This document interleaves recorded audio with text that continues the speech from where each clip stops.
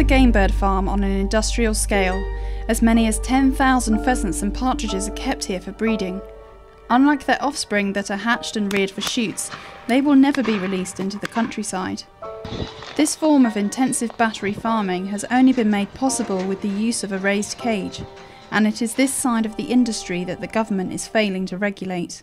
My gut reaction is that I don't like them.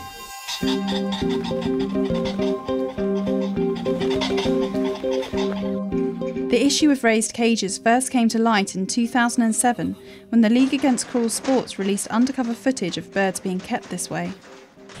There were dead carcasses just left to rot. There were maggots crawling over certain carcasses. You could see some pheasants that there were no feathers on the top of their heads where they keep trying to fly out of the cages. I think it's called scalping. It was quite upsetting, really upsetting. I think if the public got to see it, I think they'd be just as upset.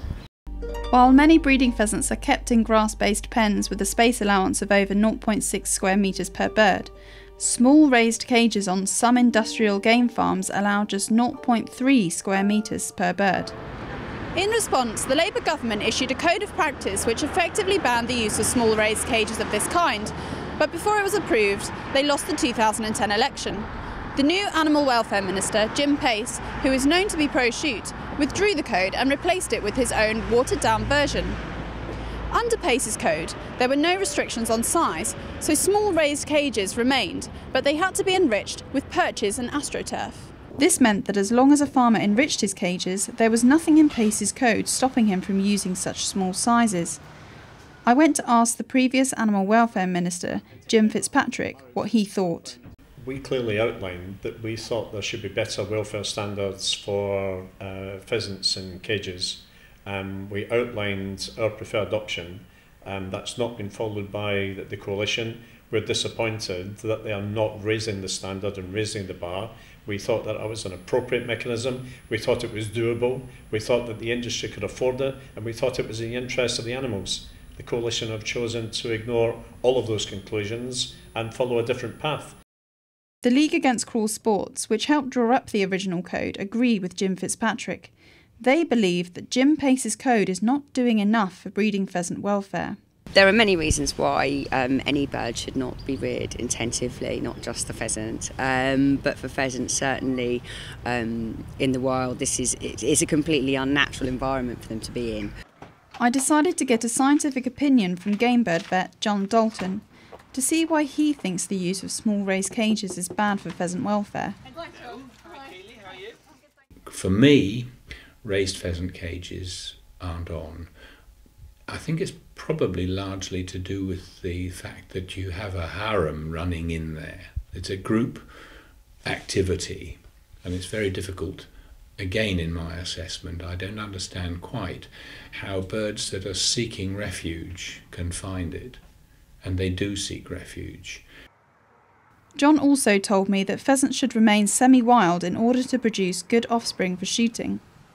If you tame the bird sufficiently and change its nature so that it accommodates to living in stacks of cages, then you're going to lose the benefit at the other end.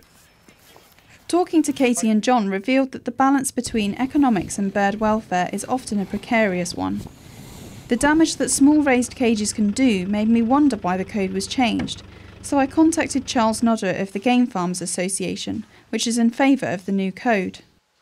Dirt and disease are obviously close bedfellows, and if you keep birds in dirty conditions in their own faeces, you will get a lot of disease. So the whole principle of raising the cage off the ground is about getting the faeces away from the bird so they can drop through the metal base of the cage. I think in those early days, some of the British game farmers weren't aware of the particular needs, the particular enrichment requirements at that stage, and so there was bad footage. There were some bad experiences. We wouldn't defend that. Those sorts of things, were they to happen now, could be prosecuted. But how would anybody know that it's going on? Do people inspect? Or? Well, game farms aren't automatically inspected by anybody, but we encourage our members to be as open as they can. With this in mind, I decided to visit Terry Sizer, a member of the GFA who owns Piehall Farm in Suffolk. In 2007, Animal Aid released footage of poorly managed birds kept in small cages on his farm. I wanted to see if he had changed his practices in line with the new code. Well, I just saw Terry, and he didn't want to speak on camera, but he did say to me that he doesn't keep the pheasants in raised cages anymore. And what's interesting about that is the reason why he doesn't keep them in raised cages is because of public perception. It's hard to know whether Terry was telling me the truth, because I did notice that he was still using small raised cages for partridges, and he refused to show me where he now keeps the pheasants. But what if all raised cages for pheasants were banned? At a GFA annual meeting that I went to, the attitude, unfortunately, was that if this legislation comes into the UK, then we will move to France. Unless you're going to get EU-wide cooperation in the way these birds are managed, the benefit to the whole population, the pheasant population, is going to be lost. While an outright ban on all raised cages in the near future would not improve pheasant welfare, there is no denying that the game farmers using these cages need to be better regulated. At present, self-regulation is not enough to ensure that those using raised cages are giving the birds enough space. Neither should we be relying on undercover footage and public pressure to achieve this. What the government doesn't want the public to know is that a code of practice won't regulate this side of the industry either. No.